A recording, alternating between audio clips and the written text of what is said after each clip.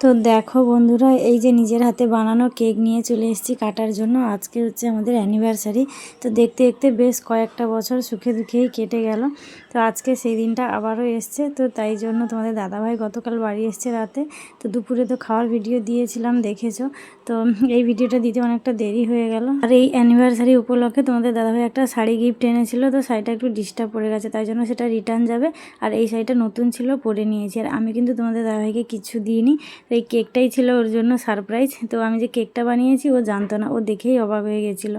আর কি বলো তো, আমি সবসময় ভিডিও করি তাই কিছু মনে হয় না।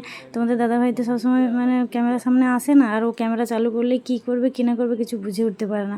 ওর একটা কেমন মনে হয়, তাই জন্য আমাকেই বলে যে তুমি বানাও, আমাকে এর মধ্যে বেশি এনো না, এটাই বলে। যাই হোক, আমাদের কেক কাটা তো হয়ে গেল। বরমশাইয়েরই দেওয়া একটা গোলাপ আমি আবার ওকে রিটার্ন দিলাম। এদিকে আমার ছেলের কেক খাওয়ার অবস্থা দেখো। যাই হোক, চলো টাটা।